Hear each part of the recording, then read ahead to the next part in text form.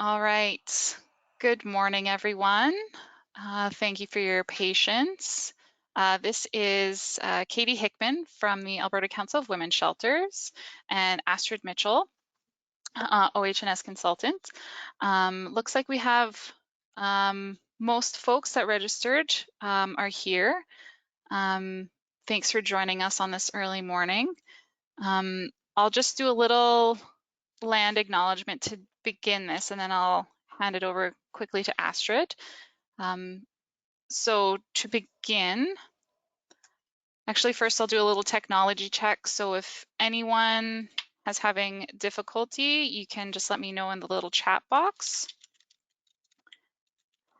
If you have technical issues, yeah, just put a little message in the chat box and I'll try and help you.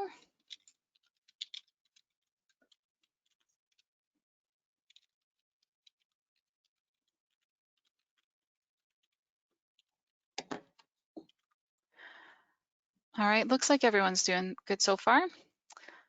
All right, so to begin this morning, ACWS wishes to acknowledge that the land on which we gather digitally is on Treaty 6 territory and home to the Métis Nation of Alberta Region Number 4.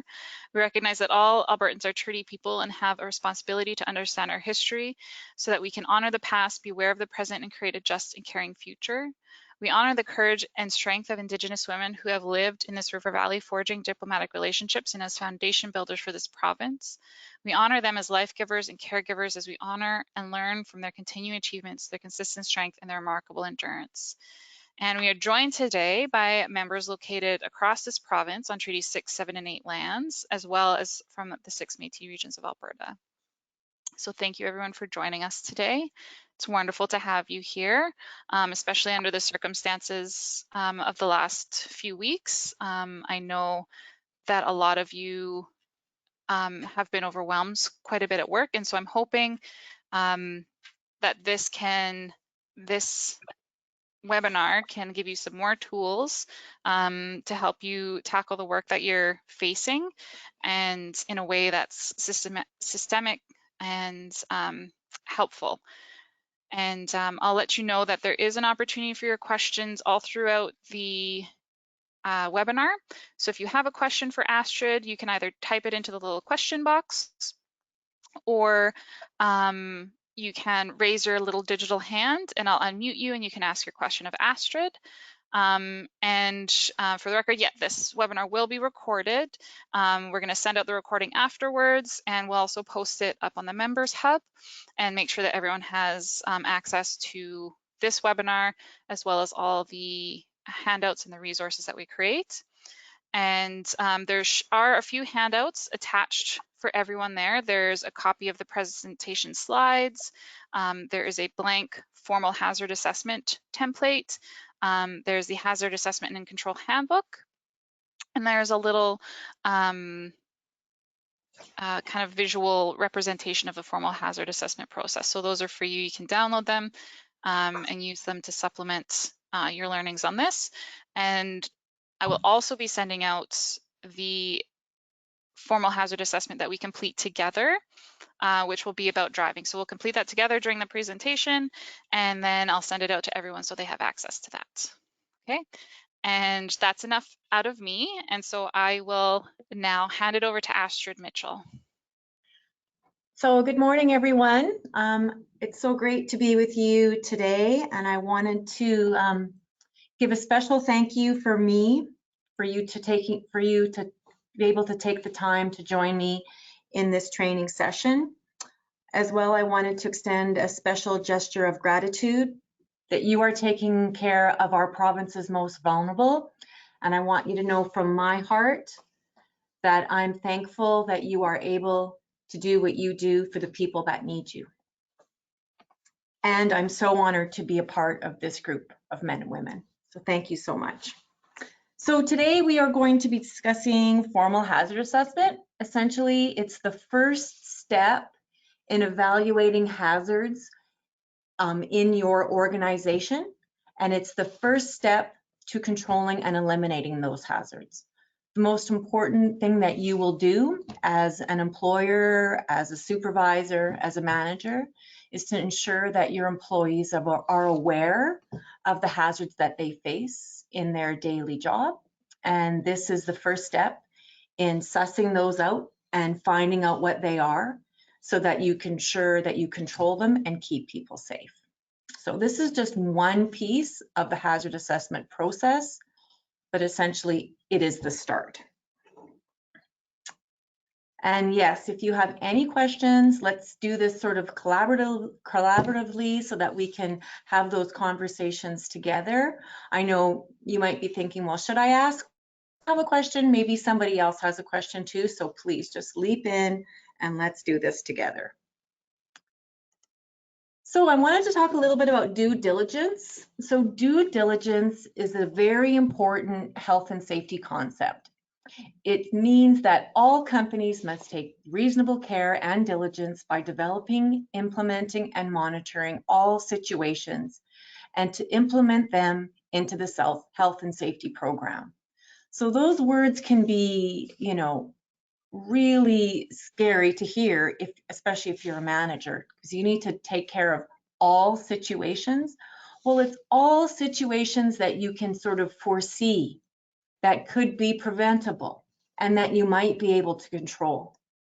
If we look at the situation we're in right now with COVID-19, this is an unprecedented event in the century of our planet. And so we probably might have had some pandemic control in place, but not to the extent of what we're seeing today. So the due diligence comes up to a point. You have to be doing everything practicable, everything reasonable to keep people safe, but it doesn't mean that you have to have control, that you can be able to foresee and prevent every single thing. But if something does happen that you hadn't foreseen, you need to go back and reevaluate that situation. So this is what due diligence means. And it's a legal defense, so you want to be able to, show your work. You want to be able to have documentation of your diligence. So it's really important to, document meetings, document formal hazard assessment sessions that you might have with employees to improve things. You really want to document that and keep really good notes. So the section 2 of the health and safety management systems that we've provided for you in the repository, I'm not sure if it's all there yet, but part of this whole process we've been talking about is called hazard identification, risk assessment, and controls. So it has these parts of it, which include policy, training and enforcement, hazard identification. The piece we're dealing with today is formal hazard assessments, and there are other pieces to it like field level hazard assessments and reporting hazards by your employees. Those are all the pieces of that second section in the health and safety management system documents that you've been provided. So this day in this training seminar is really focusing on formal hazard assessments. So hazard assessments, what exactly are they? Hazard assessments and controls help build safe and healthy workplaces. They are the core of every organization's occupational health and safety management system. We have to know what employees are facing. You don't know what you don't know, but you certainly have to have a system where these hazard assessments are reported and discussed and evaluated and controlled and dealt with. So you can't do this process of hazard assessments in a vacuum. You really need to include workers and any of those work sites that have health and safety reps or joint work health and safety committees. This is the process to really include those groups as well. A collaborative system is the best way to suss out hazards, to identify hazards, and to work together to control those hazards. So my plan in this webinar is to take a second after all these slides if you've got a question. So, and Katie's going to manage that, but please chime in and let me know if you have any questions. So why do we do hazard assessments? What is the point? This slide here is from the information that you were provided. The Alberta government has a document called Hazard Assessment and Control. This is what it looks like. If you get the hard copy, you'll have a PDF you can print. And this is from that document. And it's a really excellent piece of information that you might want to refer back to, take some notes in, look at it again and again. I refer to it quite often, and it gives you a lot of information in order to perform hazard assessments properly. So what's the point? No matter what size or type of business, there are situations, conditions, or things that may be dangerous to the safety and health of workers. There could be falling objects, slippery surfaces, sharp equipment, fatigue, a poorly designed workspace, icy road conditions. It's the employer's responsibility to ensure that the workplace hazards are identified and eliminated or controlled. Always, always eliminate if you can first. It's best to just remove the thing out of your organization. Examples of elimination and control could be mopping up spills, using equipment or guards, take scheduled breaks, wear PPE. Hazard assessments are the core of every occupational health and safety management system. They allow the employer to focus their efforts in the right area. As well, it is the law. So, formal hazard assessments versus field level hazard assessments. What's the difference? So one of the challenges in the health and safety world, and I face this quite often, is we like to have three-letter acronyms and names for all different sorts of hazard assessments. Some of you might have heard the term JSA, job safety analysis, FLHA. There's a lot of different letters and acronyms that describe the sort of the train of thought of what these assessments mean. So today we're talking about formal hazard assessment, but you may have heard the words field level hazard assessment before. A field level hazard assessment is different from a formal hazard assessment. Formal hazard assessment takes into consideration a specific job task, a specific position, let's say the maintenance staff of one of your shelters, and all of the tasks that that position performs. A field level hazard assessment is a daily document that you would take with you in, let's say, the oil and gas industry or the transportation industry. They have a document that they fill out at the beginning of every day, and they review it throughout the day to evaluate hazards as their day continues. And in that document, there's information about some of the controls put in place, the people that are involved with the task, maybe if they have to have a pre-job meeting, but it's all based on the day. Formal hazard assessments are based on the job. If you might have heard the term job safety analysis, JSA, a lot of people do those, and those are reserved for the really, really dangerous tasks that you want your employees to perform the exact same way every time. That is a job safety analysis. So let's say, for instance, if an electrician was installing a panel, that company would have a JSA for the exact steps of how to install a panel every single time. So if you think about that concept throughout our time together this morning, there may be some tasks that you think, you know what, I need to have this step-by-step procedure on how this task is performed. And to expand on that procedure, we're going to analyze the hazards, which would be a JSA, a job safety analysis. So I hope I haven't confused you too much. Today we're dealing with formal hazard assessments. So formal hazard assessment. So speaking of legal obligations, part 2 of the Occupational Health and Safety Act, this blue book, I hope you have a copy of it or have access to this. If not, that would be an important thing to do today. And if you need assistance with that, contact myself or Katie. But in this book, part 2 of the code, I'll just show it to you right now, is hazard assessment and control. in this book, it's only a page and a half, but it is, I would argue with other safety professionals, that it's probably one of the most important pieces of information that is your legal obligation. So Part 2 of the Act states an employer must assess a work site and identify existing and potential hazards before work begins at the work site. So formal hazard assessment contributes to your due diligence regarding this piece of the code. 7.2, an employer must prepare a report of the results of a hazard assessment and the methods used to control or eliminate the hazards identified. Well, there you go.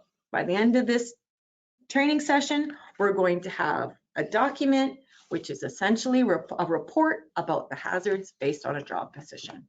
So here we go. Let's begin. So formal hazard assessment, it involves a team, involves a detailed look at an organization's overall operations. It's meant to identify hazards, measure risk, and develop, implement, and monitor related controls. The end goal is to prevent work-related injuries and illnesses. A team approach is best to tackle this hazard assessment process. I generally conduct the formal hazard assessment process with small groups of the same job description. So if we're starting fresh and from the very beginning and conducting formal hazard assessment, I might get like all of the admin staff together, the administrators. They may have slightly different job descriptions, but let's get all those administrators together and talk about the general tasks that they do. Let's get all of the maintenance staff or the cleaning staff or people that have similar job descriptions together and discuss the tasks that they are performing.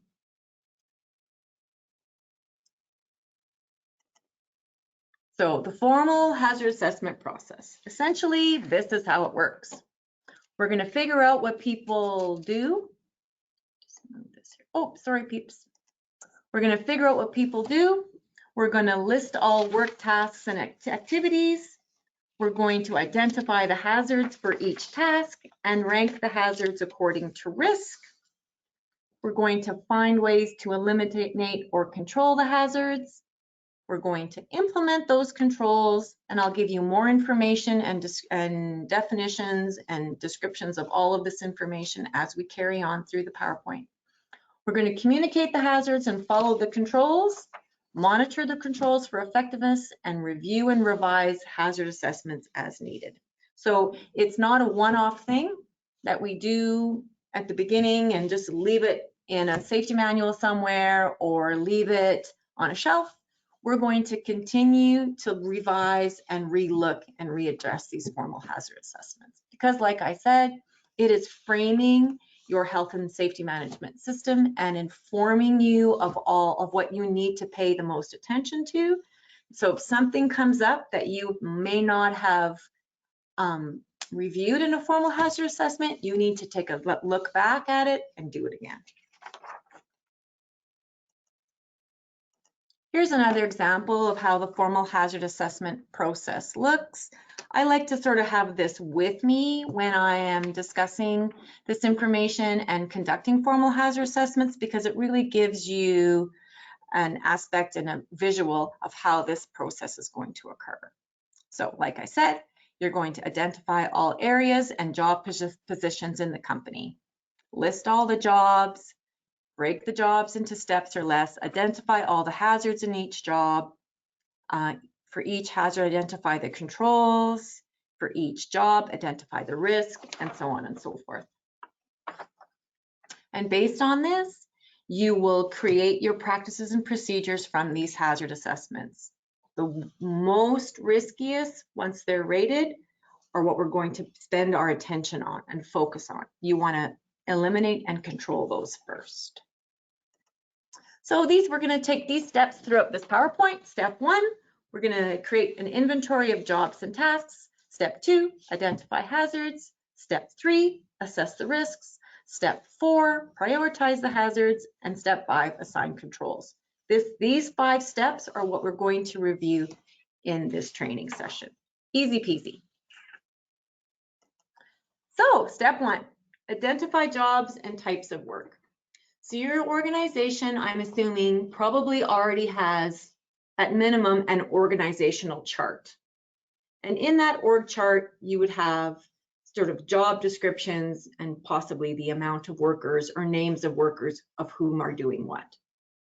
And job description, if you have that, might include an overall description of what that job entails and expectations of yourself as an employer.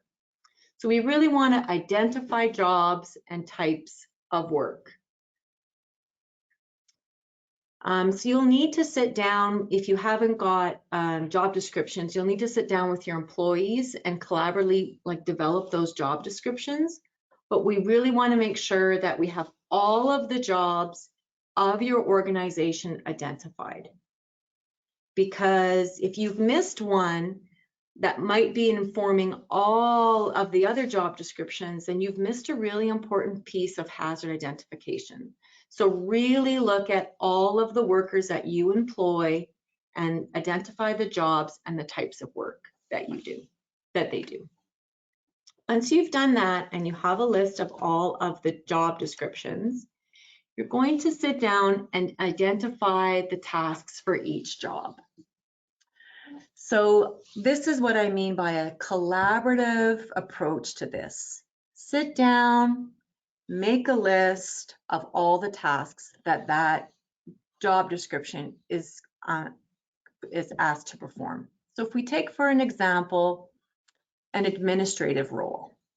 So maybe someone works in accounting, and they are asked to make a list of the things that they do.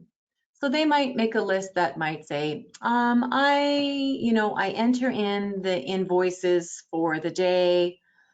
I work on Simply Accounting to, print out the general ledger, and I enter any deposits on the accounting system.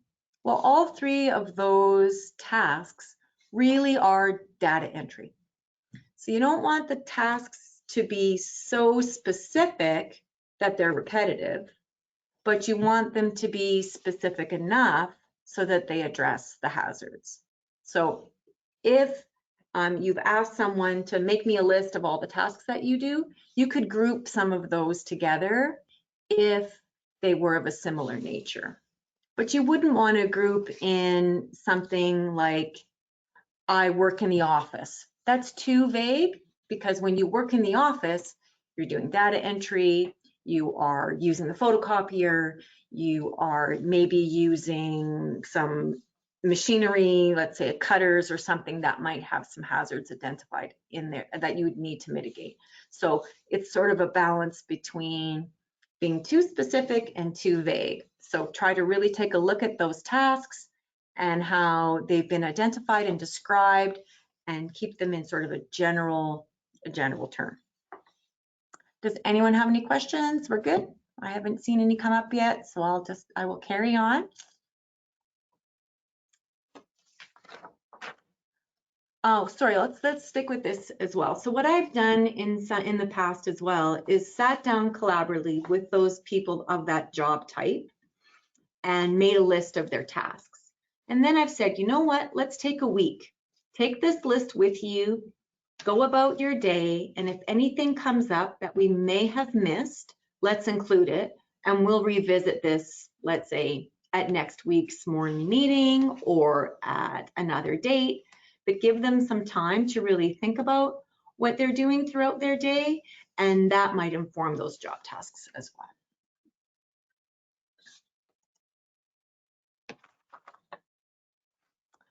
Okay, so step 3, we're going to identify the possible hazards for each task. But really, what is a hazard? It's a situation, condition, or behavior that has the potential to cause injury or loss. And loss also includes financial loss. It also can include reputational loss. So you want to think about anything that might damage either a human or your organization in any way. Could any part of a body get caught in between objects? Do tools or machines or equipment present hazards?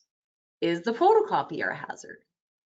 Can the employees be harmed if there's contact with a machine, like the toaster? Are employees exposed to extreme heat or cold? Are they going outside and shoveling the snow when it's -30? Is there a danger of items falling?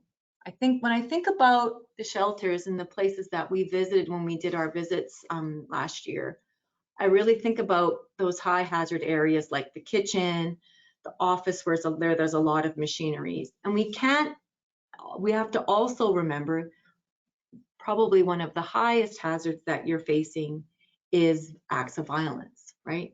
Are we doing everything that we can to control violence and harassment and issues of that nature at your work site? So essentially, there are two types of hazard categories. There are health hazards, which are physical, chemical, biological, or a psychological hazard, which may cause acute or chronic health effects. And there are safety hazards. So a substance, process, action, or condition which may endanger the immediate safety of employees. So examples of safety hazards include working at heights, up on ladders, for example, lifting heavy objects, deliveries, boxes, moving in equipment or furniture, and exposure to sharp edges or moving equipment. A health hazard is anything that can affect someone's health, either immediately or over time. That could include exposures to asbestos, smoke, lead, the sun, or COVID-19 is a health hazard. An injury caused by a safety hazard is usually immediate, like a broken bone, right? And something that's caused by a health hazard usually develops over time. Asbestosis, the effects of COVID-19. So this is another section of the formal hazard assessment documents we discussed earlier on. And this is talking about different types of hazards. So there's two categories, safety and health, that you need to keep in mind when you're identifying hazards. But those can be further categorized specifically in types of hazards. So that could be physical hazards, chemical hazards, such as, let's take an example, cleaning products that you might have in your organizations could be chemical hazards if they're controlled. There could be toner is a controlled product under WHIMS. So those are some examples of chemical hazards.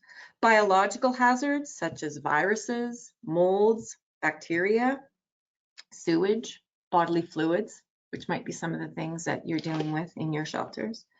Psychological hazards such as harassment, bullying, fatigue, stress. That might be something that I'm sure we're all feeling a week two into the situation in our province and our world. And so controlling the psychological hazards is a large part of your obligation as an employer as well. So here's just some examples of some of the things to keep in mind when you're assessing hazards for the formal hazard assessments. And here's some more examples of hazard categories. We talked about physical, chemical, biological. Radiation exposure, I'm not sure if that's something that would affect anybody at a shelter, but it's something to keep in mind. Environmental, we discussed hot and cold, noise, air quality. Some of these are really situational, like in a plant or in a large manufacturing organization, but still things to keep in mind. Ergonomic hazards, do not underestimate the damage that a poor workspace can have on someone who is working at a desk all day. So it's something that if you have a lot of administrative staff, I know at this point they're at home, but in your organization, really take the time to look at the ergonomics of the desks and the workstations where your employees are working. I find, you know, when we're thinking about hazards, we think about the real dangerous things that come out right away, like driving or H2S or knives or equipment. But over time, a poor ergonomic workstation can have the same effects and same damage as, let's say, some of those immediate hazards might have. So really take the time to spend with your administrators. It's something that I do a lot in the work that I do with clients. I spend a lot of time at my desk, and I worked an administrative role early on in my career, and I really found that just some simple fixes makes a big difference in someone's workday. So the last one we have here, we have psychological stress and we have mechanical hazards. So here's some more things to keep in mind. When you're working with your team approach and have these groups of job descriptions together, conducting formal hazard assessments, it's a good idea to have this information printed and reviewed with them so they can have an idea of some of the aspects of their job description that they're looking at. As well, you know, this webinar will be recorded and you may want to review this with groups as well.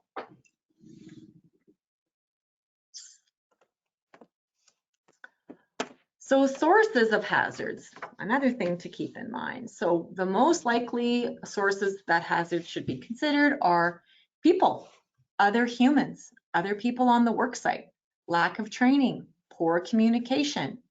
Let's say in terms of the formal hazard assessment that we're going to conduct and about driving, other drivers is a large source of hazards. Equipment and tools. Walk around your work site, walk around your shelters and have a look at some of the equipment and tools that your workers are using. Materials.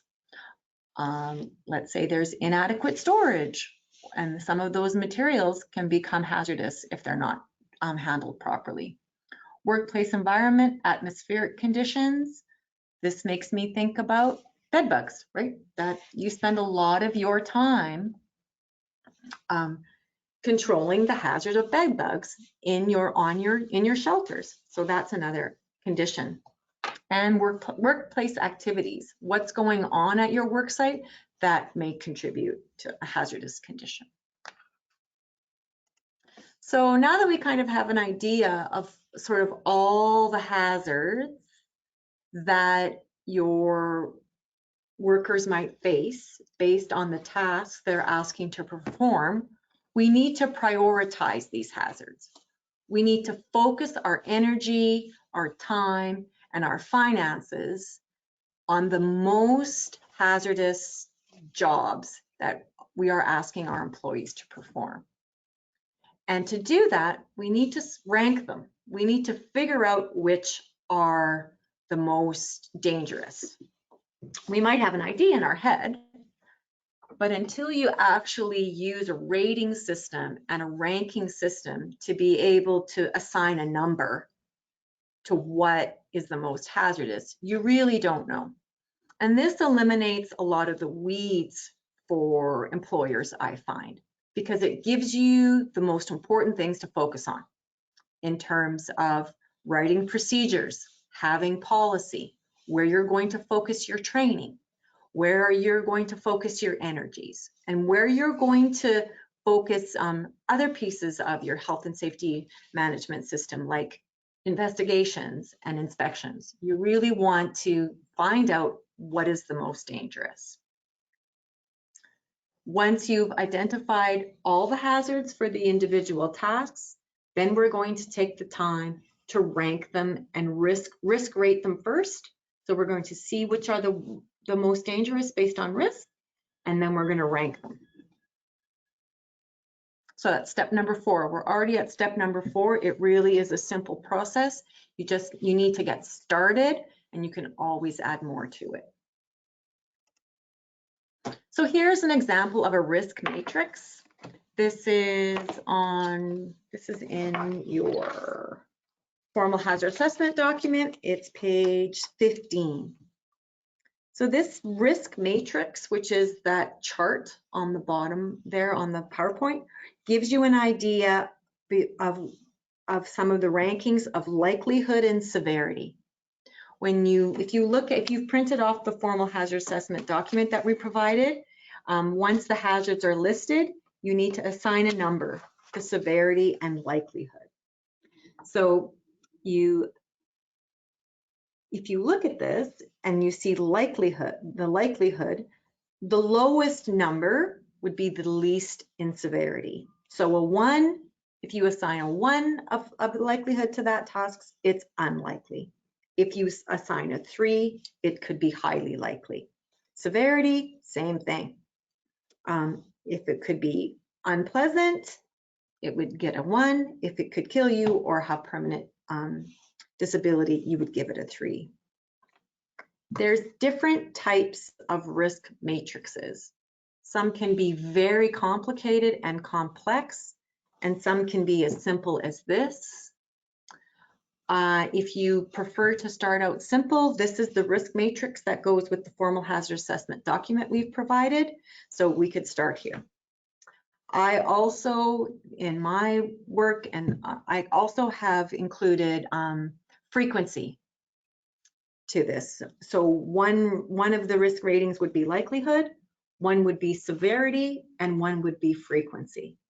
Because the more you do something, the more it could become hazardous. Let's say if we look at data entry. So let's say you're doing a very minimal amount of data entry. You sign into your computer in the morning and you check emails and that's about it. Or let's say you have an administrative staff or someone at the call center or someone who's intaking calls and they do a lot of data entry all day long. Well, the frequency of that would increase how hazardous it is for that worker. So that there's some leeway on that. You can choose to have frequency or not to have frequency. It's completely up to you. The examples that we're using today include likelihood and severity and don't include frequency. It's a simpler piece.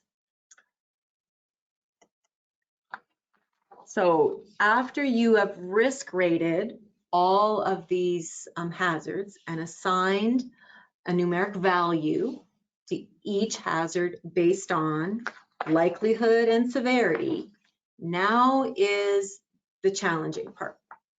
Now is the part where we need to be constantly vigilant in reviewing and examining to ensure that we've implemented the controls that are going to keep our employees safe. So controls are those pieces that the organization has in place that employees must follow, that employees must implement in order to keep themselves safe, doing the jobs that you ask them to perform every day. There is a hierarchy of controls.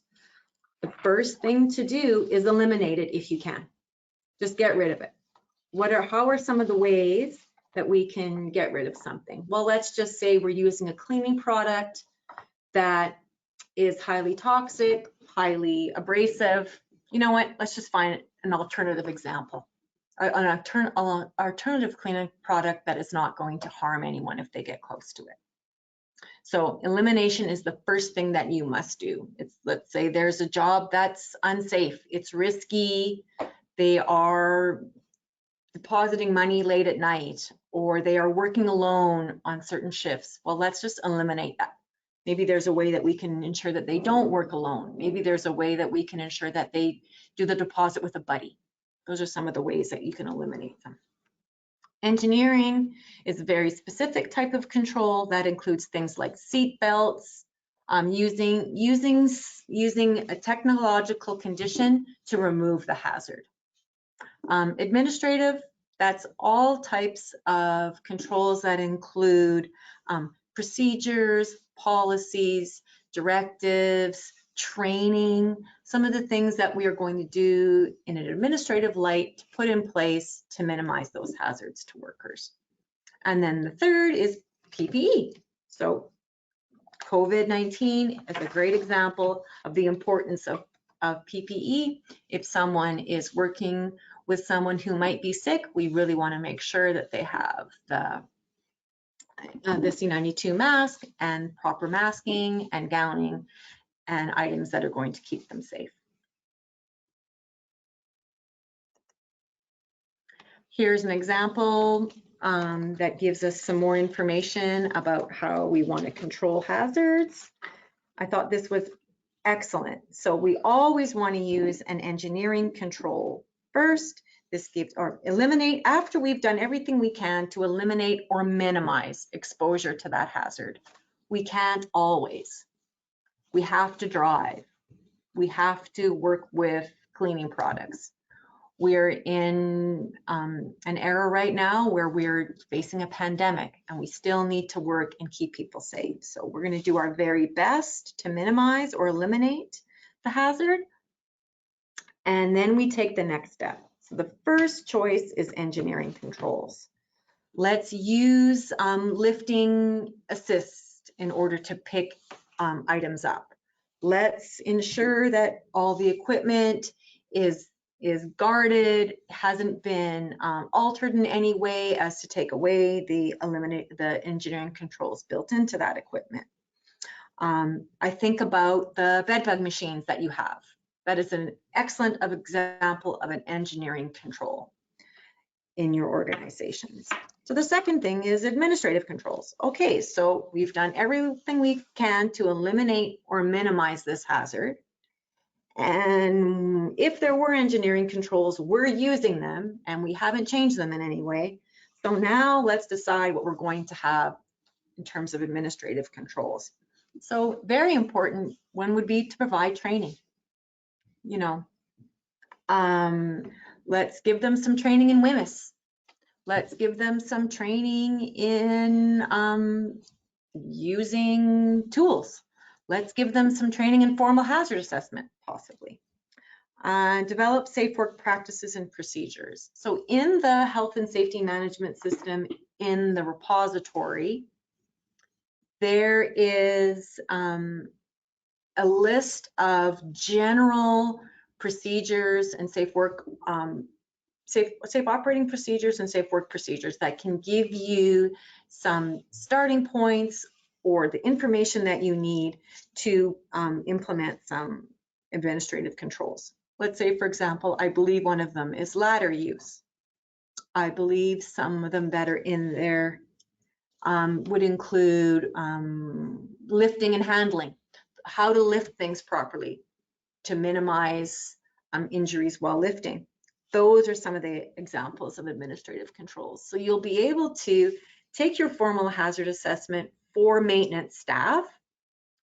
We will risk rate what the highest, identify the hazards, risk rate the highest ranked hazard. And if we're implementing administrative controls, you'll be able to pick those controls out of the health and safety management system provided to you. And if one isn't there or you need more information on something, you can contact myself, you can contact my Katie. We will do our best to get you that information, but you'll be able to see that in those administrative controls that are already there. And then you need to train your workers. And the third choice is PPE. Have you selected and provided the proper PPE for what's needed for the jobs you're asking them to perform? And then, of course, in the end, what you'll have is a combination of those controls, right? It's going to generally takes more than one control to alleviate a hazard. It might be a combination of a procedure and wearing the proper PPE and minimizing it, doing this task as minimal as possible. So that discusses controlling hazards. So this is an example of a simple formal hazard assessment. You can see it says at the top, it says hazard. I would change that and use job description, right? We're assessing a job description. So administration, managers, shelter directors, whomever it might be.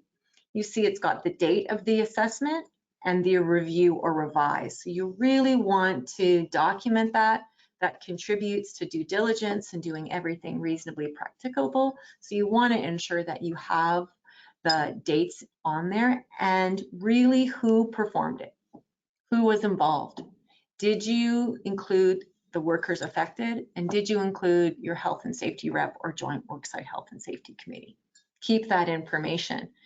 And if you want, it doesn't even hurt to keep the drafts in a file. Proves that you were reviewing it quite often. And here under scenario, we're going to enter the job tasks. Next to that will be a hazard listed.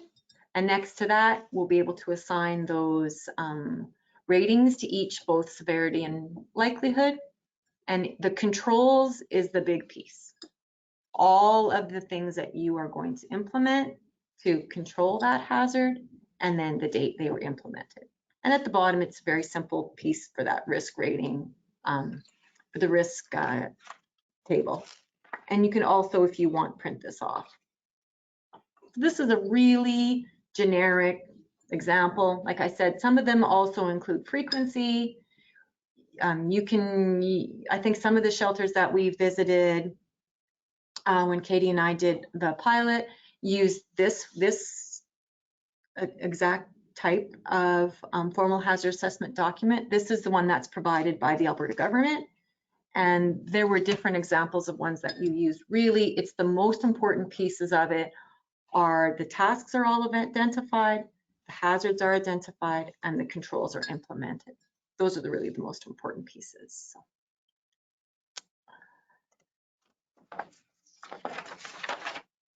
So once that document is completed, we need to repeat the process. We need to revisit and look at it again and again. So some of the ways that this occurs is this is part of part 2.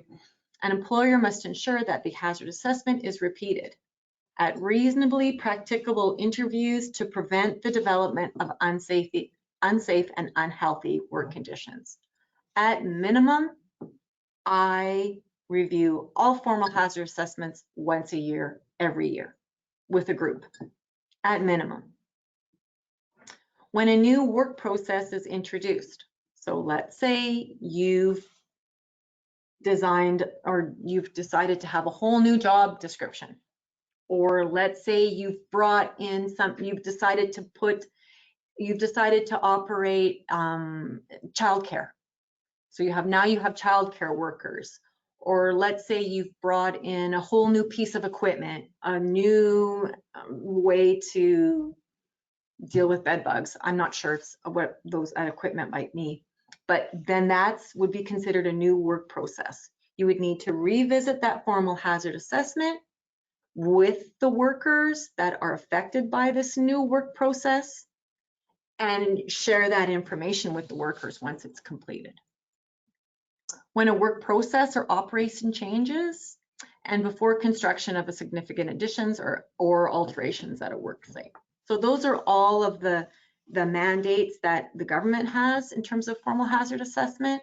I would create a schedule and really document that and have that in your mind as a supervisor when exactly you're going to be revising and looking at formal hazard assessments. So the next piece of our time together, let's see where we're at for time. Okay, the next piece of our time together is assessing, let's conduct a hazard assessment for driving.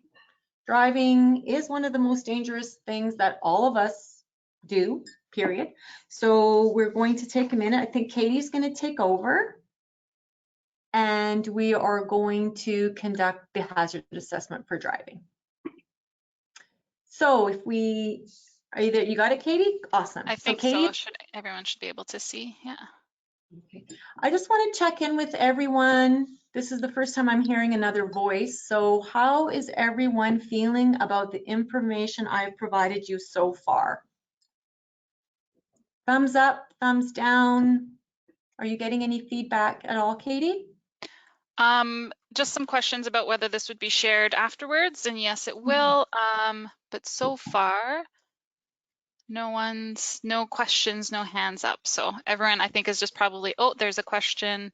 It says great, thumbs up. There you go. There's feedback for you.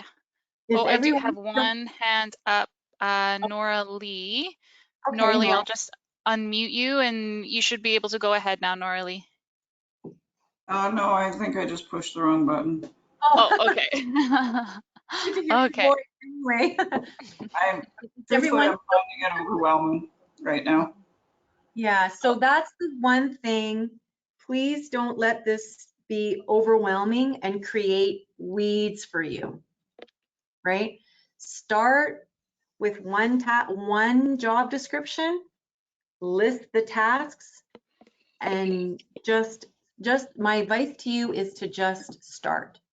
We're going to be providing you lots of examples, lots of information and sharings from what other shelters have conducted. And once you see them, it will all come together for you.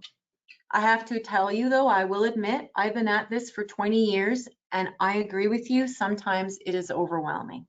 Well, especially right now. I'm not sure that I should have joined in today. Okay, so under the pressure of the circumstances you're facing right now, Nora, I can Not really. understand. Yeah, thanks for that comment, Nora Lee. And I'll just give a little example about how ACWS has started doing the formal hazard assessments. We've kind of built it into some of our regular team meetings where we've just kind of picked, we've started with kind of common tasks because we're quite a small staff.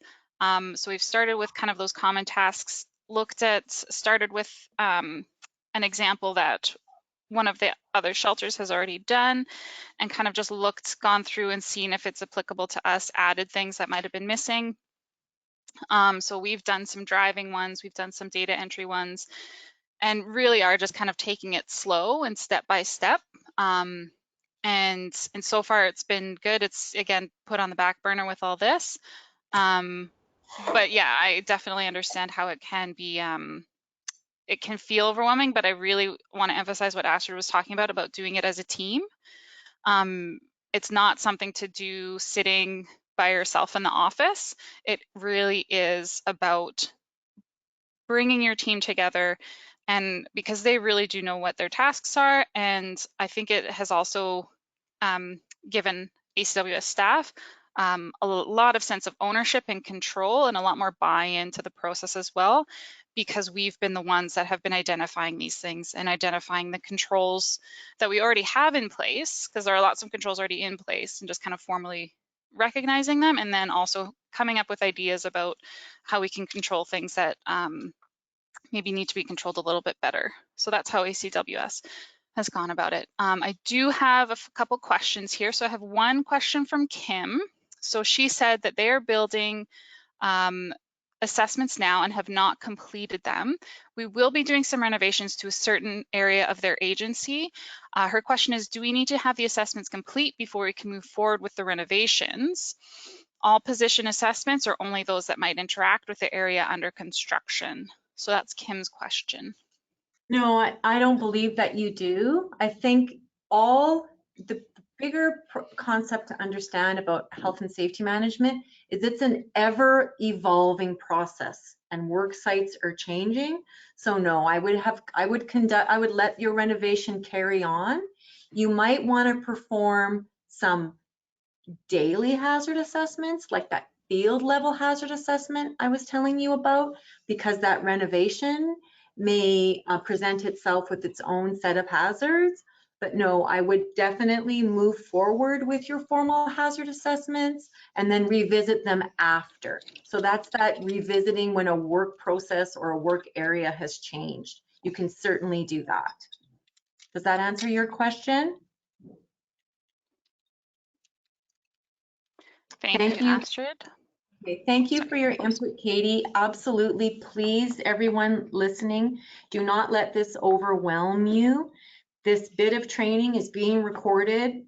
This is not something that takes precedent over what you are going through today on your work sites. Revisit it later. We'll provide you with my contact information.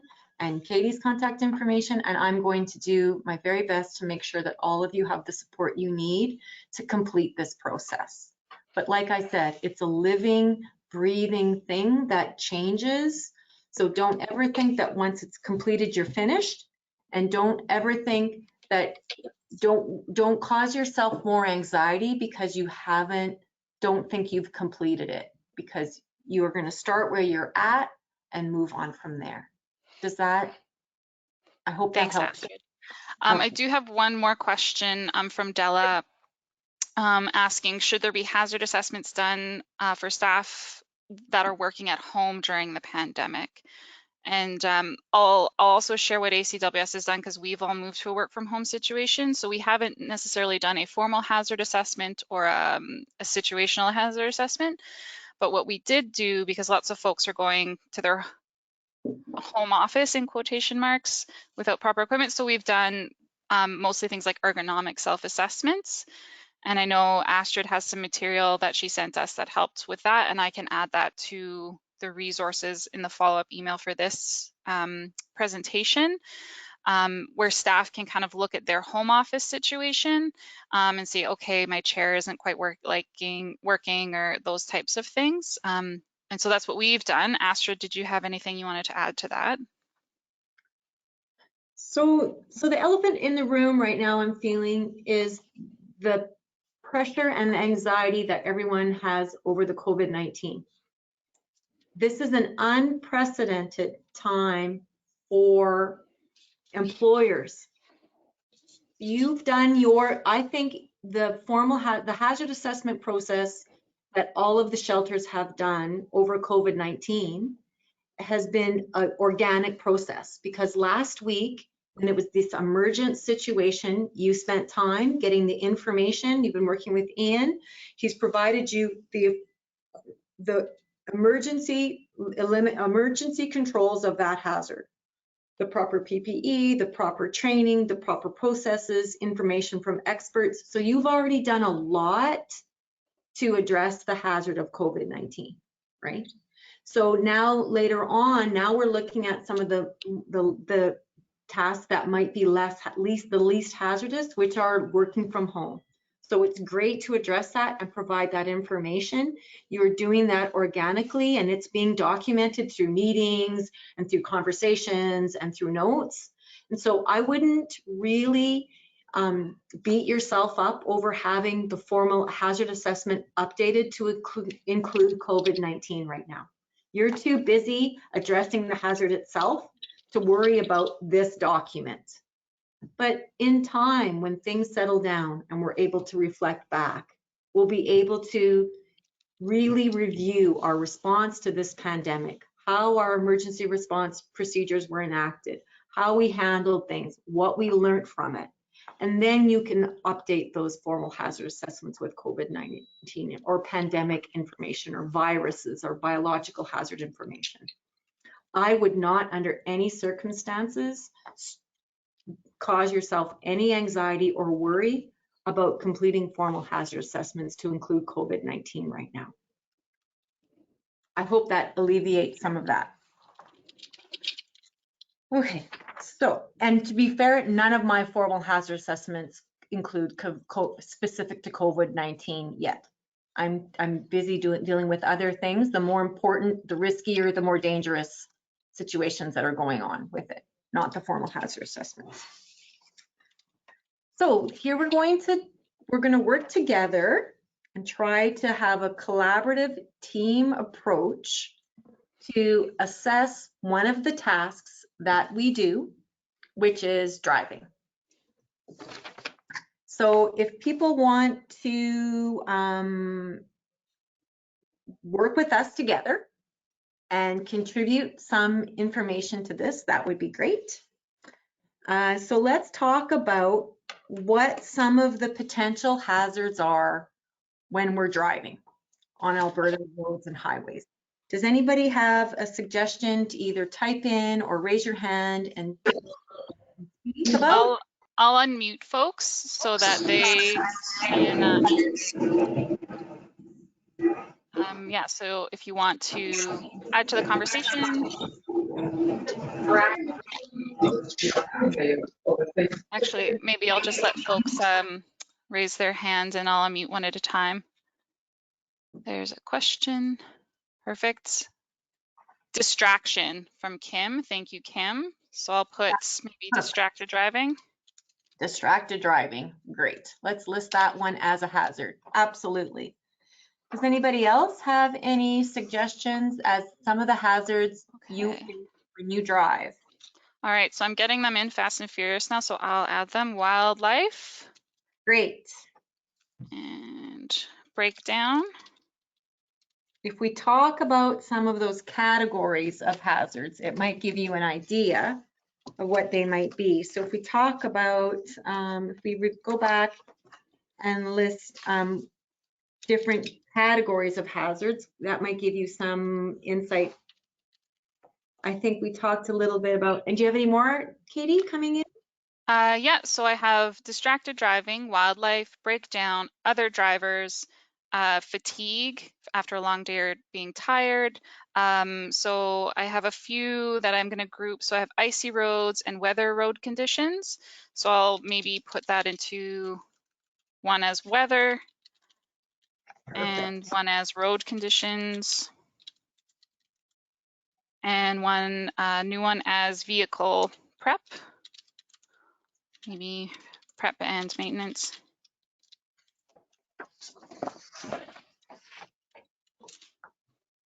I just want to contribute one that I think is a big one is other drivers. We talked Other about drivers. people.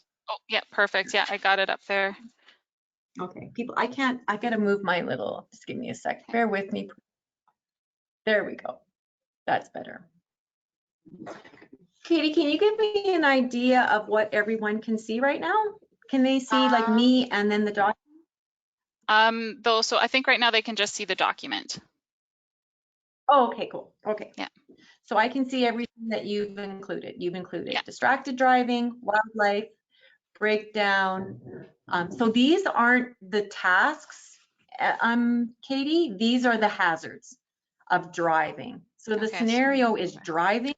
We want to move these all over to what the hazards are. Perfect. Perfect.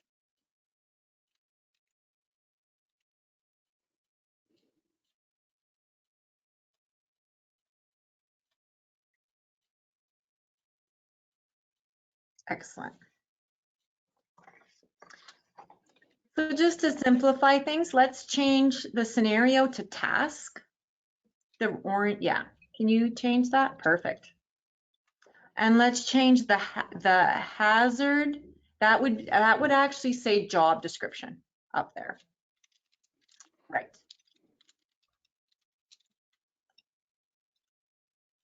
And remove driving. You got a little tiny little typo there.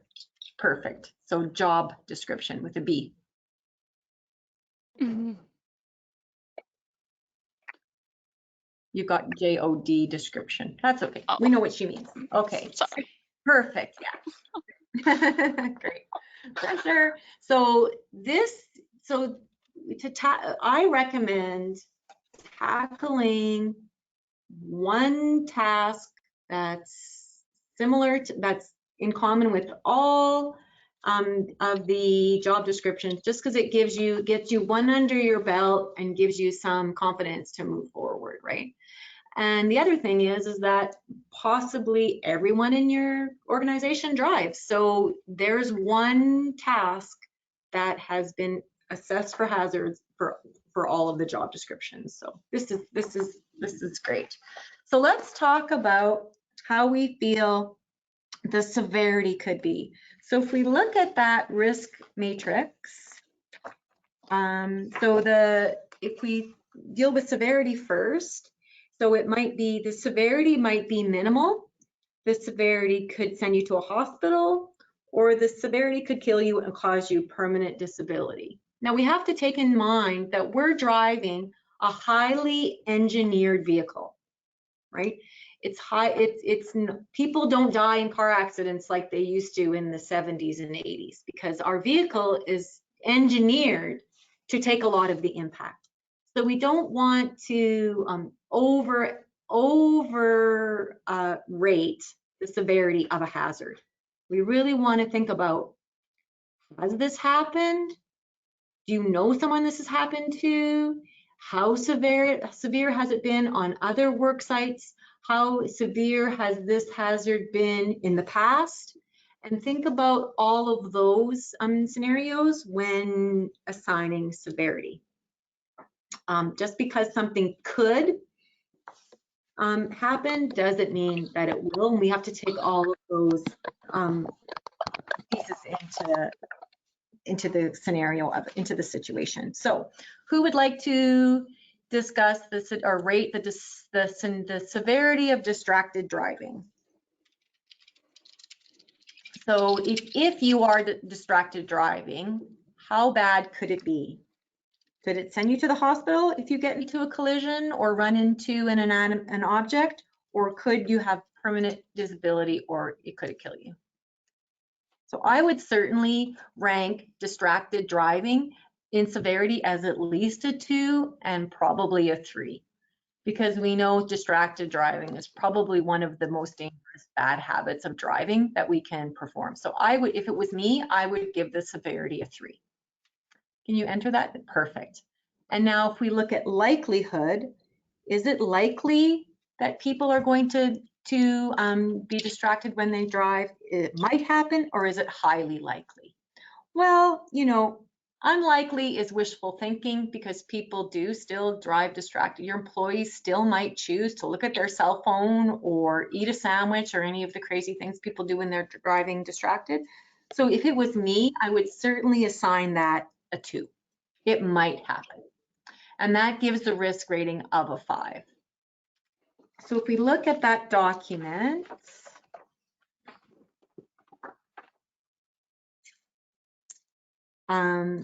if we look at the document and we look at the matrix, anything that is, it says using the above matrix, the hazard ranks a 3 for severity or 3 for likelihood would score a 9.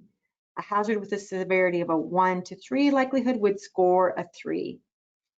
The hazard scored in the 9 matrix should be addressed first. So when you look at, when this is completed, we're going to make sure that the highest ranking, the highest rated risks are dealt with first. So what would some of the controls be in terms of distracted driving? Certainly, we would have some administrative controls in place, like distracted driving legislation. We all follow the Transportation Safety Act, and we know that we have to follow the rules with distracted driving. But as well, on top of that legislation, just having a driver's license that all your employees would have, you'd also probably have a policy in place. And I think that was provided to you in the Health and Safety Management System. And that policy in place would address distracted driving, and maybe you have some, you know, you might be written up, you might be disciplined for driving while distracted, especially if you got a ticket, let's say in one of a company vehicle of some sort. So those are some of the information, some of the controls that you might have for distracted driving. So let's talk about wildlife. Where I live in Drayton Valley. So wildlife is something that I encounter driving down my driveway. I'm on an acreage and there's deer and fox and coyotes all over the place. So it's something that I face every day. Do you want me to give you some time to type in the distracted driving, Katie? I'm sorry, maybe I'm going ahead of myself. You can keep talking and I'll follow, but if I do miss anything, make sure, just, yeah, remind me if I miss something. So legislation, driver's license, policy.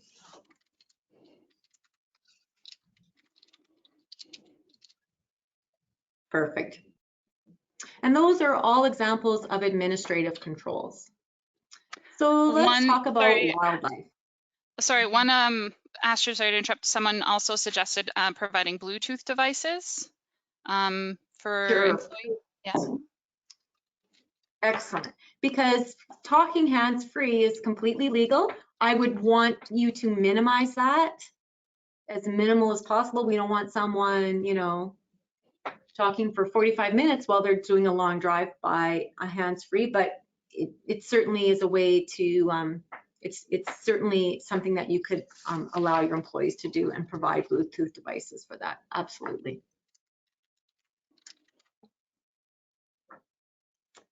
All right, let's move on to wildlife. So the severity of wildlife can be quite high, but if we look at it, you know, I would certainly risk that probably as a 2.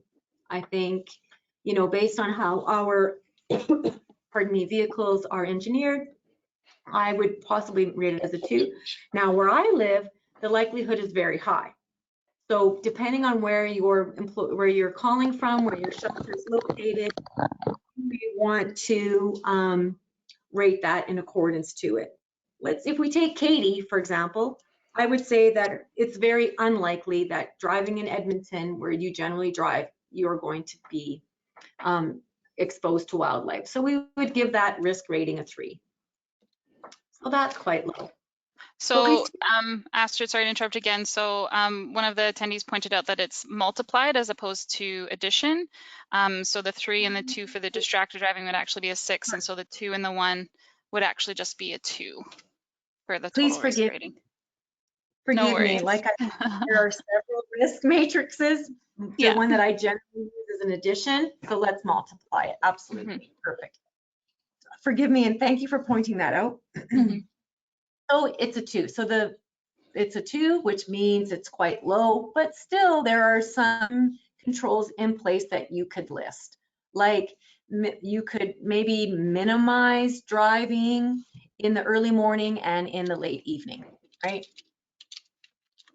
Wildlife is more to be on the move at those times of day, so we might want to put in place an administrative control, a policy that states we really want to minimize driving between 5:30 and 7 in the morning and 7 and 9 at night. We also can make sure, you know, even though that it is the law that employees must wear their seat belts, that is an engineering control that also could be included in distracted driving as well. So, yeah.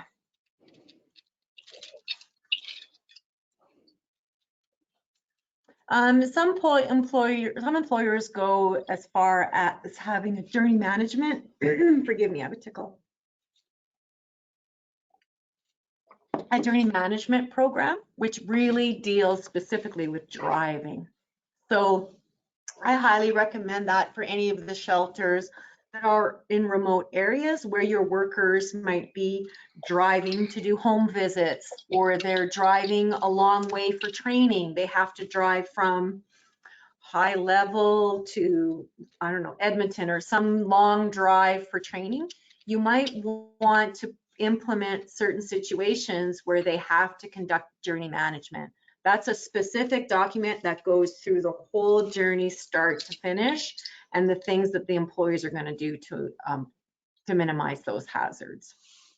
A lot of transportation companies have daily journey management documents that need to be completed, because it would include rest areas and things of that nature. And certainly based on the hazards that are going on right now with COVID-19 and rest stops, I would imagine that a lot of transportation companies are really specifically implementing journey management programs. So, and like I said, there's a procedure for journey management in the health and safety management system that you can look at. So we can move on to breakdowns. So generally, we want to keep our vehicles in good working conditions. That's something that's difficult to control if your employees are driving their own cars and submitting, you know, submitting the costing to you as an employer. A lot of places implement having to use a rental car. In that way, you're ensuring that they're using a well-maintained vehicle. So, but breakdowns certainly do happen. The likelihood, I don't know, what do we want to say? Unlikely. The severity, well, you could get hurt in a breakdown, especially if the weather is cold. So I might give the severity a 2 and the likelihood a 1. So there again, we have a 2 And we might want to implement that the employees are doing inspections of their vehicles. You might want to implement that you are required to submit like service documents about your employees' vehicles. But also you really want to make sure that they have some way to get assistance if there's a breakdown. So some way that they would be able to contact assistance, contact tow company, and that type of information. So that would sort of be in your emergency response plan for a breakdown, but it's definitely you could put it in as a control that they would have some sort of roadside assistance.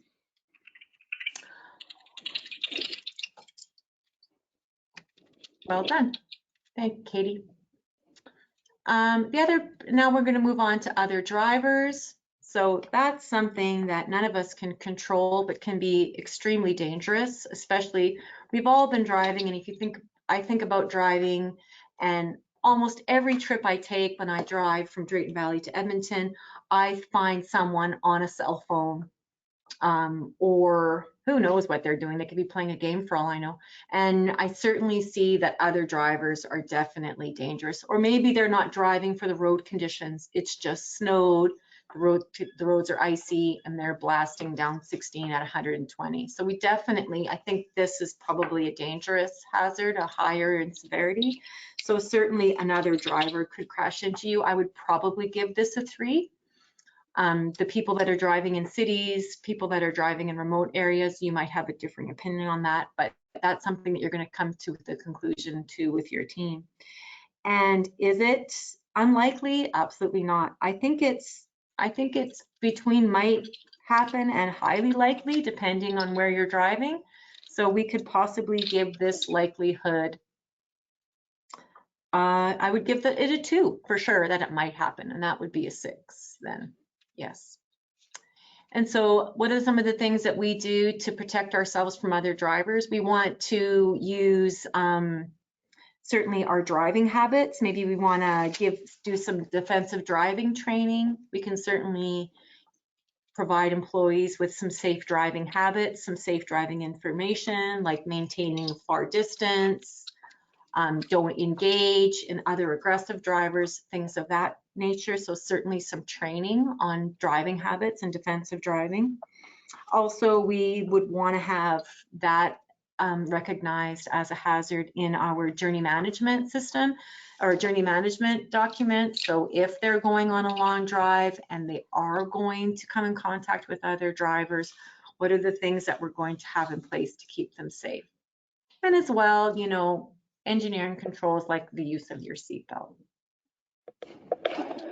If we move on to fatigue, so fatigue, all of us in the last few weeks have put in a lot of hours in our day dealing with the pandemic that we're going through right now together. So I think fatigue is a huge issue, and fatigue after maybe you've had to come in and done some emergency assistance to some people that have come to your shelter, or maybe you've had a long day dealing with the administrative processes that you're dealing with in terms of getting people where they need to be. However that fatigue has happened, you really want to recognize that and manage that.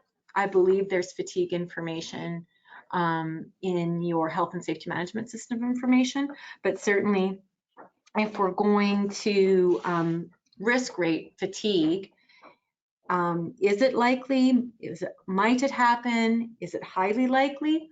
I think if we're talking about all of our jobs right now, it certainly might to likely happen.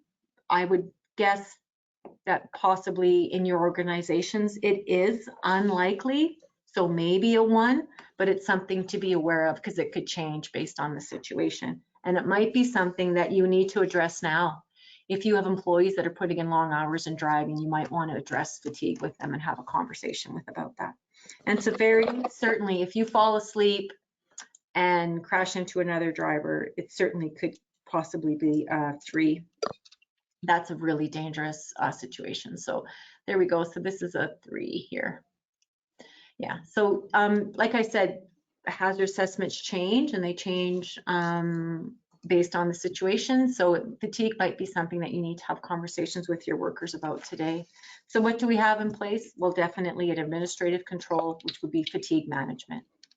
So you would want to review that policy with your workers and give them training in regard to fatigue management.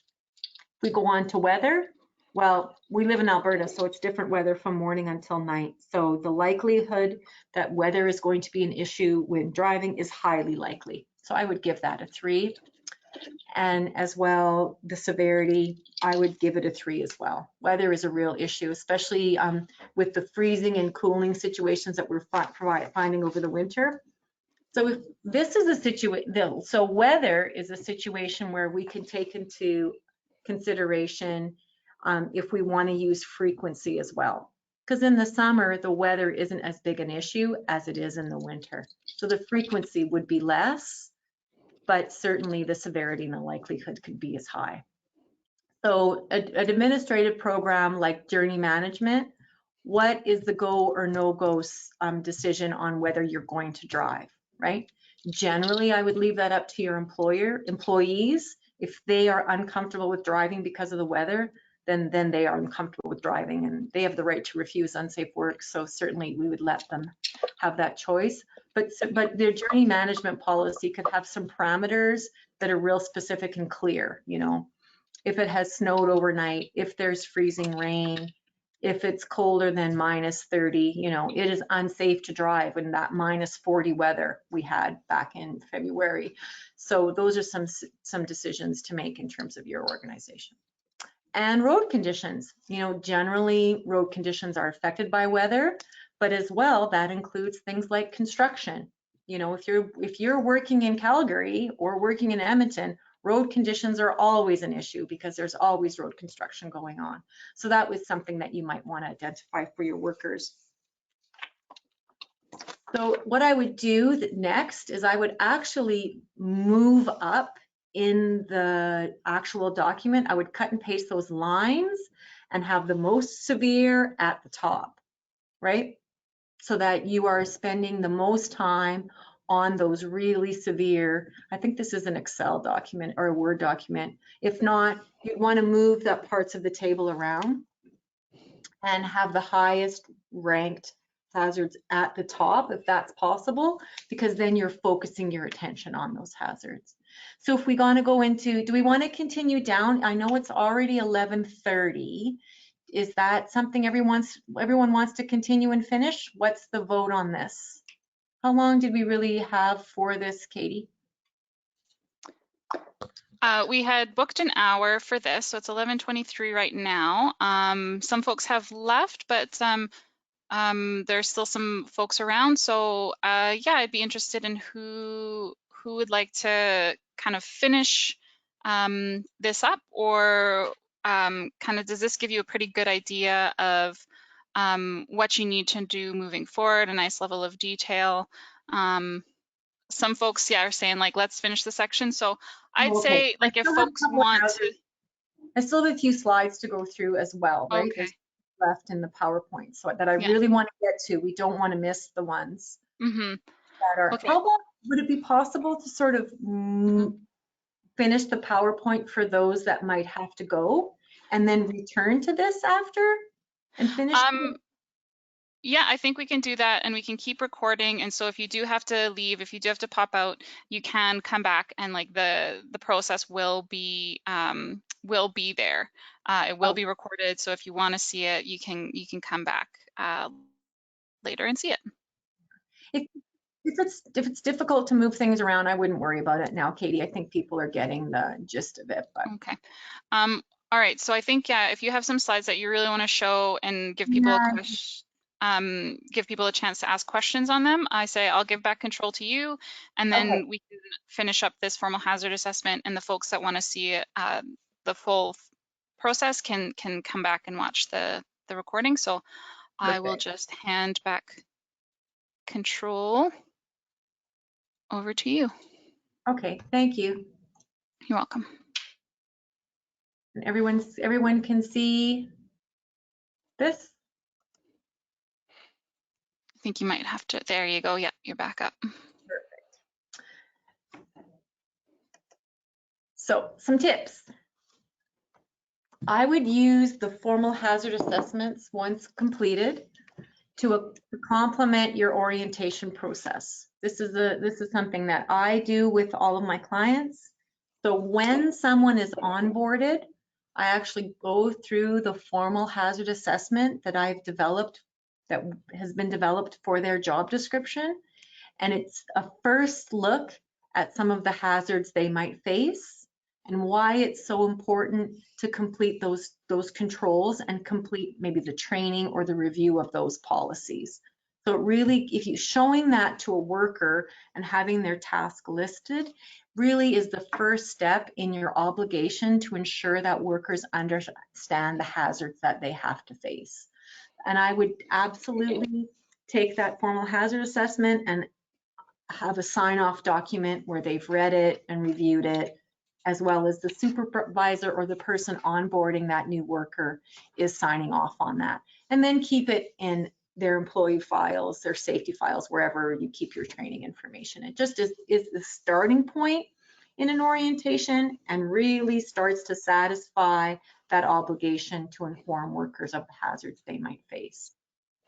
As well, I would certainly include a review of formal hazard assessments in all incident investigations. So heaven forbid something does go wrong. I would certainly take the incident investigation, what you decided was the cause of it and what that job description was, and make sure that the cause or the hazard that has been reviewed and shown in that investigation is addressed in the formal hazard assessment. I can give you a perfect example right now is COVID-19, right? So at some point when things settle down, we're going to go back to formal hazard assessments and include the pandemic response. Another example might be, you know, I had a severe incident where someone hit a power line. And so I really reviewed the training that we had and what we had implemented and how those formal hazard assessments addressed working around power lines. It really informs the process, and those investigations is important to be very diligent in terms of how you're making sure it doesn't happen again. Because like I said at the beginning of this training, you don't know what you don't know, but you also, once you know it, you need to do something about it. It's very important. So those are some of the things that I would include. Another little tip that you could do is, like I think I mentioned this early on, is assess the job description with the most tasks. Because a lot of those tasks will be duplicate, and then you've already got a starting point. So let's say we've assessed the job description for, we've done driving now. One job description might have a few, the hazards might change a little bit when you reviewed with that group of workers, but you have a starting point. You have all of the hazards listed, and you have all of the risk ratings done, and you have the controls, so you just may have to adjust it, but it does a lot of the work for you. You don't have to start over for each job description. You can copy and paste and use those hazards. So I wanted to really stress the importance of hazard assessment. Formal hazard assessments are just one part of it, but hazard assessments in general reduce workplace incidents and injuries. It reduces loss for your organization because you've had a good look and implemented what you need to minimize the danger of it. As well, you're legally required to do this, as I mentioned in the beginning of the PowerPoint presentation with the parts of the Act.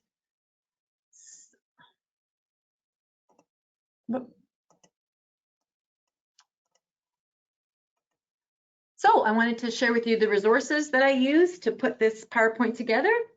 So I use my Alberta Occupational Health and Safety Code information, which is at the back of the blue book. I also used the handy guide a little bit. So this is a complementary document to the code. Though the legislation is written so we can all understand it, but this is kind of like elaborated on, and it's sort of got Cole's notes about it as well. So it's a handy document or handy piece of information to have. And you want to give access to these documents to your employees as well. As well, I used the handbook, which we showed you, which you were given in your information, and some of the handbook pieces. And I accessed your hazard identification, risk and control section of the health and safety management system in the repository. So I really hope that this has helped alleviate some of the, you know, it's overwhelming. I get what Nora, I believe, is who mentioned that, and I get that. But really, once you get started, it really helps you implement all of the information that you need for your staff. And in talking to some of the shelter directors that had already implemented their formal hazard assessments, I really feel like they felt like they had a handle on things once they were completed, because it gives you in writing all the processes that you have in place. So does anybody have any questions for me before we go on to continue to finish the hazard assessment for driving?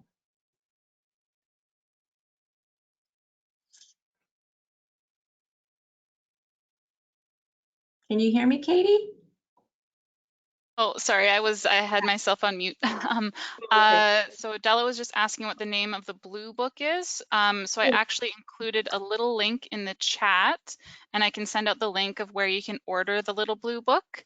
And yeah, you can order the little blue book. There's also a big binder edition. So I'll make sure I send the code out to everyone, or the link out to everyone where you can order that. And all of these resources are available on the Members Hub. So the OH&S templates that Astrid has been talking about in the repository, those are on the Members Hub. All of the follow-up material for this presentation will also be available on the Hub. The handouts that she talked about should be in the handouts section of this webinar. So the control handbook, the formal hazard assessment template, the visualization of the process, and then the slides for this presentation. But they'll also be put up on the Members Hub. And so I'll send everyone that attended and everyone that had to leave early the link so they can access everything. And if you find you can't find anything, you can just email me and I'll make sure you get what you need. You can also download this in PDF version.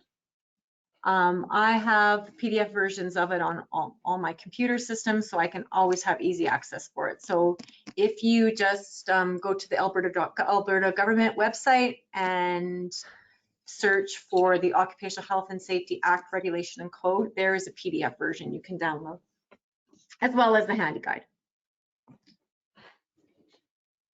So you have a digital version on your computer. That makes it easy for when you're developing policy, because you can sometimes just copy and paste right from the digital version. All right, thanks, Astrid. Okay, so I'll pop back to the formal hazard assessment. There we go. So I didn't mention before, the reason I keep looking around is I have one screen here and one screen in front of me. So that's sort of why I've been turning my head so often. I hope that wasn't distracting for anyone throughout the webinar. So let's continue. If you want to scroll down a bit, Katie, there we go. So let's talk about vehicle prep and maintenance. All right, absolutely. That contributes a little bit, and it's sort of on the same line as breakdown. So we could certainly risk rate it possibly differently. It might be something that we have different opinions about. So let's talk about the likelihood of vehicle prep and maintenance. What is involved with that? What is the pieces to that we need to make sure we're controlling? So I would say that probably vehicle prep and maintenance would be unlikely, specifically if you've got something in place that employees have to have a vehicle that's in good repair. But maybe we could I would put an unlikely. I think that's minimal, be a 1. And if there was an issue with your vehicle, is that going to send you to the hospital? I would say that's unlikely. I would rate that as low. But certainly you could sort of have the same controls as you do with a vehicle breakdown. So for sure. So in your position, I mean, other passengers, we'd have to look at who those passengers are. Are they a coworker? But are they children? Are you relocating a person who's in immediate danger? Is it a woman and her children that you are, yeah, who are those passengers? So are they clients? Are they coworkers? Are they children? Yeah, so that might contribute to what that's like, because certainly passengers could be an issue in a vehicle. They can contribute to the distraction. So I would certainly look at this and be like, well, is it highly likely? Well, if you're a caseworker that's visiting people in the home and you're assisting them to help take children to doctor's appointments, that might be highly likely. So we could put that, if this is the job description for, let's say, a caseworker, let's give that a 3. It's highly likely that you will have passengers. Is the severity of what could happen having those passengers in your vehicle quite high? I would probably rate that to maybe a 1. It may not be very severe. Or it would depend if there could be violence, maybe, I'm not sure. That could possibly be a 2 or a 3. It would depend on who those passengers are. So at this point, we'll give this 3. Yeah, it would depend. So we could give the total risk rating of this a 3 based on maybe they're just clients. Oh, you want to use the 9? 3. Yeah, that's what I would do. Mm-hmm. Oh, sorry. I would say the overall risk rating would be a 3, not a 9. So it would be for severity, I would use 1, yeah, and that would be a 3.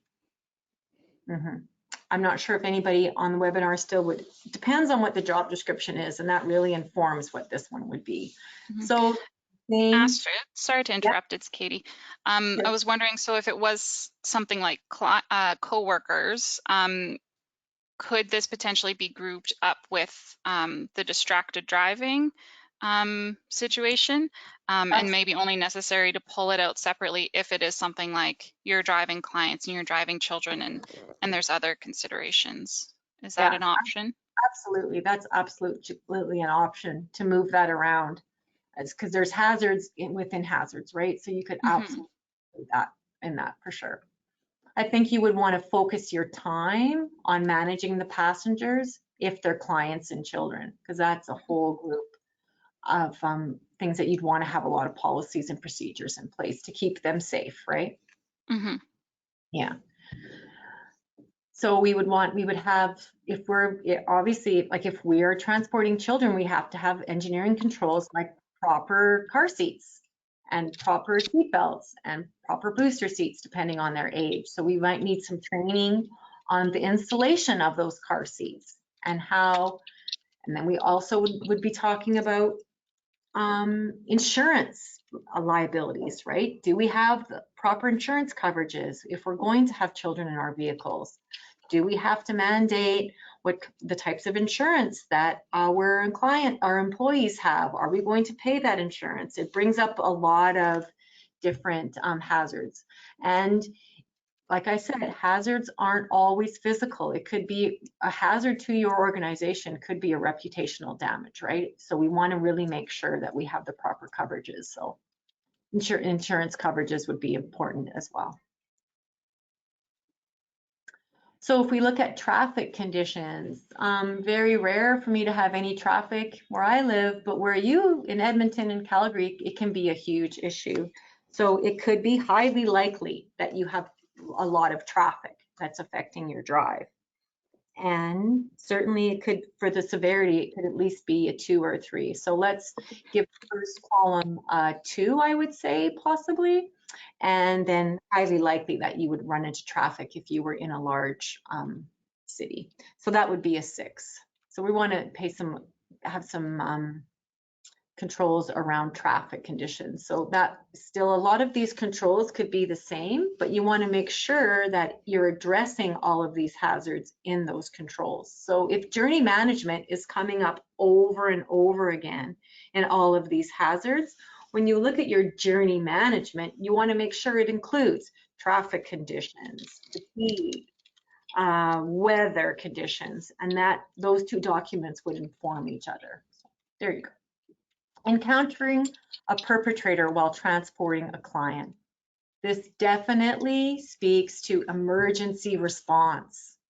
So depending on the job description and depending on who in your organization is transporting clients, this would be a 3 and the severity would be a 3. We do not want to take any chances. We want to spend, so this is a 9.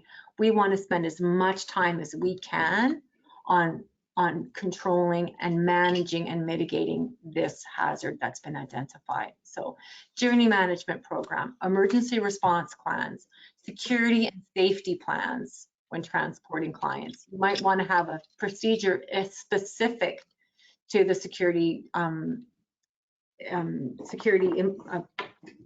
issues that you have involving that. So we really want to make sure that we spend a lot of time on managing this specific part of driving.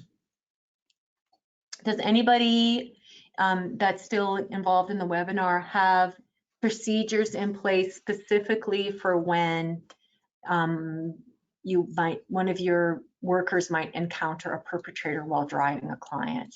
If you do, if you got anything else to add, that would be great to inform this webinar at this point, but it's definitely journey management program, emergency response plans, and security procedures. So driving under the influence, so highly unlikely, but we are talking about these are your employees, and that is certainly a possibility, even though we know it's illegal. So I would say depending on your staff and your experience and what's happened in your organization, it might, some people would rank that as might happen. I would say it's unlikely as well. You know, if someone's driving under the influence, I would certainly rank the severity as either a 2 or a 3, not only for the safety of themselves, but the safety of others on the road. So, and that's a 3. And absolutely, we would want to make sure that they have a current driver's license. We also might, in the policy, we might want to have the submission of a driver's abstract. So obviously, if people are driving for you and for your organization, we need to make sure that they have a driver's license. Are they needing to provide a driver's abstract? Do you have policy in place that they need to inform you if they lose their driver's license? That might be something to include in an orientation if driving is a big part of their job. I will tell you that I work a lot in the transportation industry, and more than once, someone has neglected to inform us of losing their driver's license because they just want to keep their job and they drive for a living. So if there are changes to license status, are they obligated to tell you? And do you have that in policy? And is it included in your discipline policy? I would certainly use that as an administrative control, and drug and alcohol policy for the organization for sure. So now we can take this task of driving and see all of the sort of administrative controls and what we need to implement and have in place for that task. And that gives you the opportunity to look at your organization and take those policies and procedures and have a review process and include them in your health and safety management system. What's on the repository, you don't have to have every piece of that. You need to pick and choose what's specific for your organization and your shelter. So there we go. This is an example of a formal hazard assessment for a specific job description that has driving in their tasks. Does anybody have any questions or comments or something they would like to include or add in this webinar?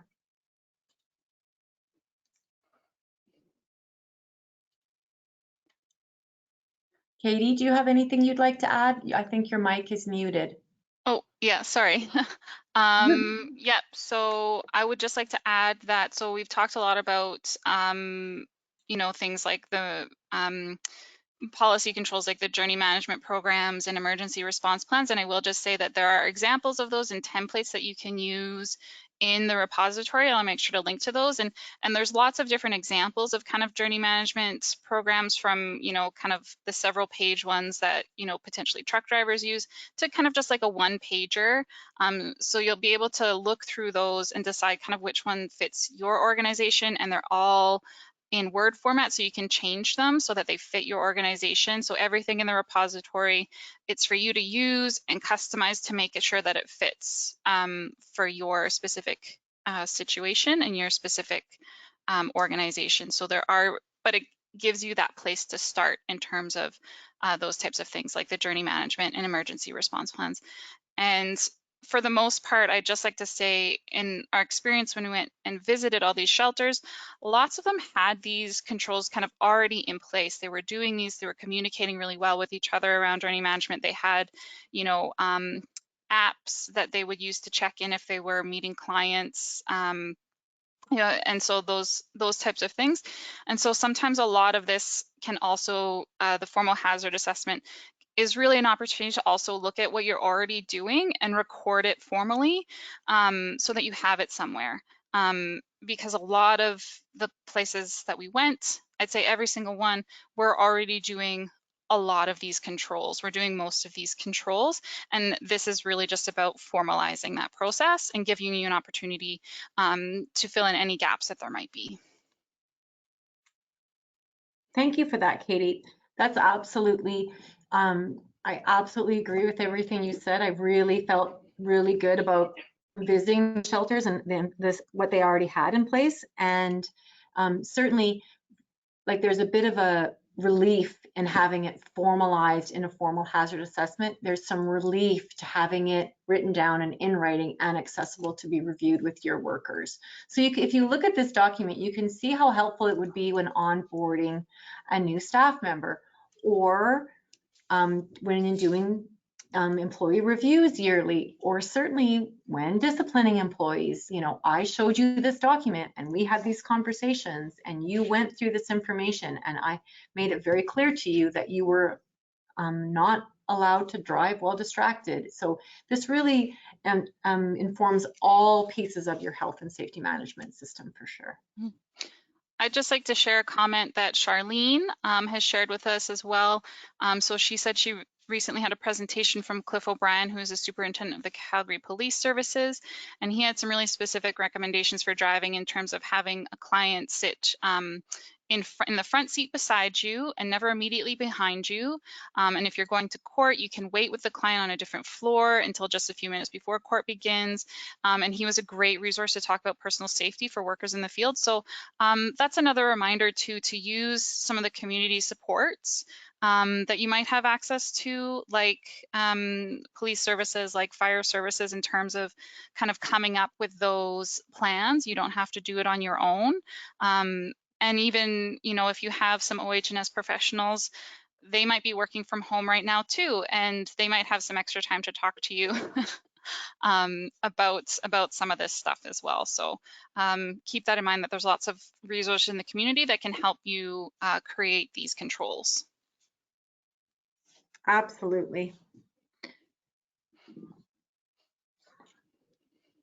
Thank you for sharing that. I really appreciate that insight on the personal safety pieces of it. And the health and safety is a real collaborative process. I talk to other safety professionals, we share, we all have a part in keeping each other safe. So reach out to the people in your community, especially those that have offered you assistance, because being able to share resources, first of all, saves time. You're not reinventing the wheel. And second of all, it can enlighten to you to something that you may not have thought of. So I think that's a really big part of it as well, for sure.